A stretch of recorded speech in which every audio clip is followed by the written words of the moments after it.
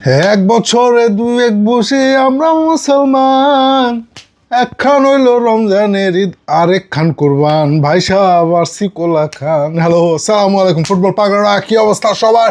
সবাইকে জানাচ্ছি আজকের এই ফ্যান্টাস্টিক কোরবানি ঈদের আগে আগে মানে ঈদের উৎসব এমন জমে গেছে। আমি ভাই আপনাদেরকে ছুটি নিতে আসছি। আমি মানে স্কুলে আমরা হচ্ছে টিচারদের স্কুল ছুটির আবেদন জমা দিতাম। ইউনিভার্সিটিতে ছুটির আবেদন না বললেই হয়তো, অফিসে আবার আমি সেই আবেদন জমা দেওয়া লাগতো। তো আমি আপনাদের এখানে আমাদের কমিউনিটি আমরা চালাই, সো এইখানকার দায়িত্ব হিসেবে আমি মনে করতেছি আপনাদের কাছ থেকে আমি ছুটি চাইতেছি। কোরবানি ঈদ, গরুর কাছে যাব, গরু থাবড়াবো, হ্যাঁ, মজো রজো খাবো।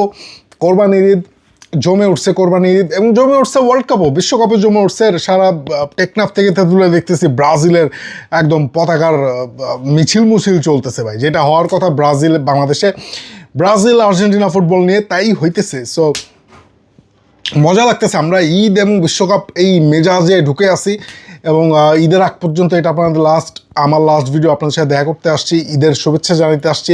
আপনারা কি কোরবানি ঈদের সকল কাজকর্ম শুরু করে দিচ্ছেন কিনা, গরু কিনছেন কিনা? আমরা গরু কিনছি এবং সেটা আমি এখনও দেখি নাই, দেখতে যাব ইনশাল্লাহ।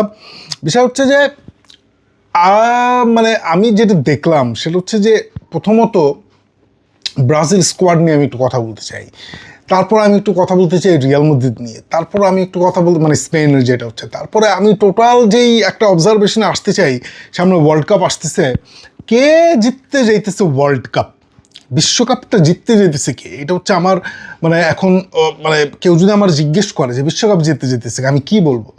মানে আমি ব্রাজিল ফ্যান, সেই হিসাবে বলতে চাইতেছি ব্রাজিল জিততে যেতেছে, কিন্তু আদতে ব্রাজিল টিমের অবস্থাটা কি সেটা তো আমরা ব্রাজিল ফ্যানরা জানি। আমরা যারা ব্রাজিল দীর্ঘদিন ধরে প্রত্যেকটা কোয়ালিফাইং মানে প্রত্যেকটা ব্রাজিলের সাথে সাথে আমরা হাঁটতেছি, আমরা জানি ব্রাজিলের সত্যিকার অবস্থাটা কী। সেখান থেকে আমরা কী বলতে পারি ব্রাজিলকে নিয়ে, সেখান থেকে আমরা ইংল্যান্ডকে নিয়ে কী বলতে পারি, সেখান থেকে আমরা স্পেনকে নিয়ে কী বলতে পারি, পর্তুগালকে নিয়ে কী বলতে পারি, মানে সব কিছু নিয়েই একটা একটা একটা স্ট্যান্ড আমাদের থাকবে।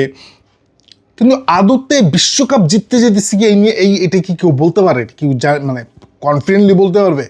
কোন জার্মান, কোন কে আমি বুঝলাম না, কোন ইঞ্জিনিয়ার অর্থনীতিবিদ বলছে জাপান নাকি রাউন্ড অফ 32-তে ব্রাজিলে হারাই দিবে। মানে সকালবেলা ঘুম থেকে উঠে মানে কি একটা অবস্থা, ব্রাজিলে হারাই দিবে মানে কি? ব্রাজিল কি মোয়া? আমরা জানি ব্রাজিল হচ্ছে এই সময়ের সবচেয়ে দুর্বল, মানে আমার দেখা ব্রাজিল ন্যাশনাল টিমে এত দুর্বল ছিল সমগ্র বিচারে, যাইতেছে এত দুর্বল একটা টিম। কিন্তু ব্রাজিল দলে একটা কারিজমা আছে, সেটা হচ্ছে নেইমারের কারিজমা।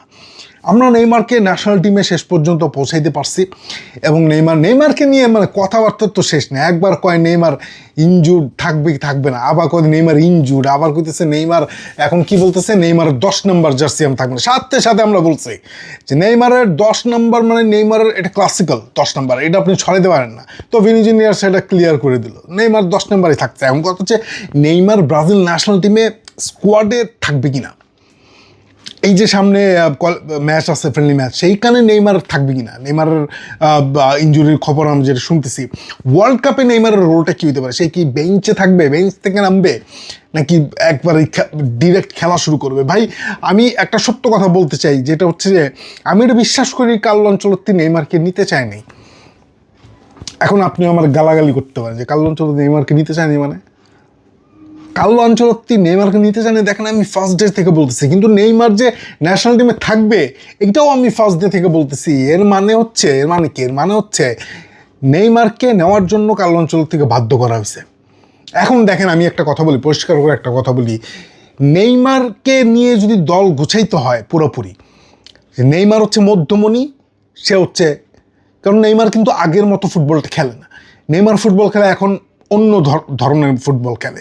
সে আগের মানে কি বলে দস্যিপনা নেইমারের মধ্যে নাই, কিন্তু নেইমারের মধ্যে একটা ম্যাচুরিটি আসছে যে এটা খুবই ভয়ঙ্কর। সেইটারে কীভাবে ইউজ করতে পারবে একটা ম্যানেজার, এবং সেই ম্যানেজার যখন কার্লো আনচেলত্তি, তখন আমরা আশা রাখতে পারি যে এটা সম্ভব।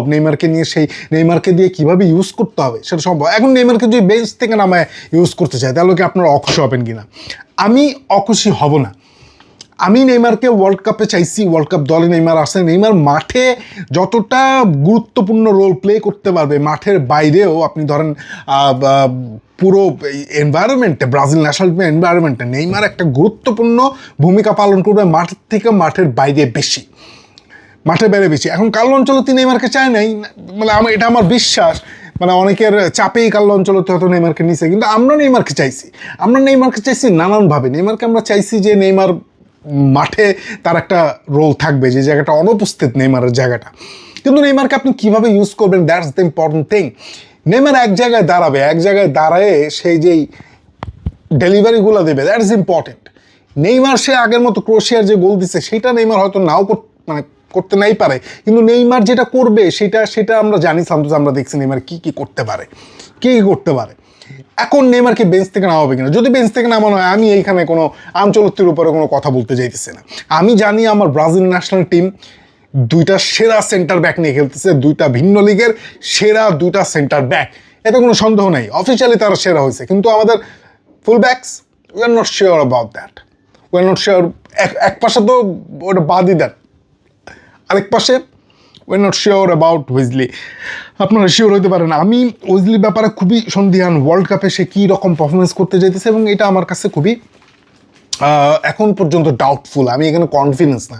এরপরে মিডফিল্ডে আসেন ক্যাজেমিরো এবং ব্রুনো গোমেরেজ। দেখেন ক্যাজেমিরোর যে রোলটা, এখানে একই কথা আসে, হাউ টু ইউজ ক্যাজেমিরো ম্যানচেস্টার ইউনাইটেডের 9টা গোল দিচ্ছে 8টা হেডে। ক্যাজেমিরোর অফেন্সিভ অ্যাট্রিবিউটস এবং অফেন্সিভ প্রয়োজনীয়তা এখনও ফুরায় নাই। সে এমন একটা ডিসাইসিভ পাস দিয়ে দিতে পারবে, এমন একটা ডিসাইসিভ ক্রস করে দিতে পারবে, যেটা নিয়ে ব্রাজিল গোল করে ফেলবে যদি ব্রাজিল ক্লিনিক্যাল হয়। এখন ধরেন একটা রিকভারি হইলো, ধরেন আমরা উপরে খেলতেছি, বেশিরভাগ সময় আমরা ব্রাজিল এমন টিমের সাথে খেলবো যারা লো ব্লকে ফুটবল খেলবে, মানে আমার ব্রাজিলকে বেশিরভাগ সময় এমন জায়গায় যাইতে হবে যেটা হচ্ছে অপোজিশনের গোল পোস্টের এখানে। সেইখানে আমরা খেলতেছি, আমরা সব রানার নিছি, আমরা কুনার নিছি, আমরা ভিনি নিছি, আমরা এনরিক নিছি, আমরা রাফিনা নিছি, এভরিবডি ইজ রানা। ক্যাজেমিরো একটা প্লেয়ার আছে যে ক্রিয়েট করতে পারবে সামনে থেকে, বক্সের সামনে থেকে। এখন এটা ব্রুনো আপনার গোমেরেজও পারবে, ব্রুনো। এখন ওইখানে ফাইনাল থার্ডে, অপোজিশনের ফাইনাল থার্ড যখনই আমরা বল লুজ করবো, আমাদের দুই ফুল ব্যাক যাদেরকে আমি ব্যক্তিগতভাবে ট্রাস্ট করতে পারতেছি না, ট্র্যাক ব্যাকে রিকভারিতে ব্রাজিল কতটা মানে ফোর্ট দিতে পারবে, that's the main point man. ব্রাজিলকে যেটা করতে হবে সেটা হচ্ছে, ব্রাজিল প্রচুর গোল খাবে, প্রচুর গোল কনসিড করবে। গোল অ্যালিসনের চেহারা দেখে হবে না, অ্যালিসনকে দিয়ে আপনি ডিফেন্স, হ্যাঁ এটা হয়, মানে কিছু ফ্যান্টাস্টিক সেভ তো করেই দিবে অ্যালিসন, সেটা কর্তোয়া যেমন করে অ্যালিসনও সেটা করবে, কিন্তু সেটা কতটা, আমি ধরে নিচ্ছি ব্রাজিল প্রচুর গোল খাবে এবার ওয়ার্ল্ড কাপে। এখন ব্রাজিলের মেন্টালিটি যদি এইটা হয়, কারণ ব্রাজিল স্কোয়াড থেকে বোঝাই দিতেছে তারা খেলবে ডিরেক্ট ফুটবল, তারা খেলবে কাউন্টার অ্যাটাক ফুটবল, এবং তারা খেলবে লো ব্লকের সাথে একদম চড়ে গিয়ে ফুটবল, মানে প্রচুর গোল টোল দিতে হবে। কিন্তু রিকভারিতে ওইখানে যদি তারা বল হারায়, যেমন ভিনি বল হারাবে, কোনা বল হারাবে, তাদের খেলার যে অ্যাট্রিবিউট, সেখানে তারা বল হারানোর সংখ্যা বেশি থাকে, তখন কাউন্টার অ্যাটাকে আপনি ক্যাজেমিরোকে কতটা জায়গা মানে কাভার করতে বলবেন ক্যাজেমিরোকে। তো দায়িত্বটা ক্যাজেমিরোর লেগস সেটা না, ক্যাজেমিরোর ব্রেন, ফুটবলের ব্রেন খুব গুরুত্বপূর্ণ। অফেন্সিভলি এমন বললাম না, এমন একটা পাস দিয়ে দিবে যেটা ডাইরেক্ট গোল সম্ভাবনা তৈরি করবে। সো কিন্তু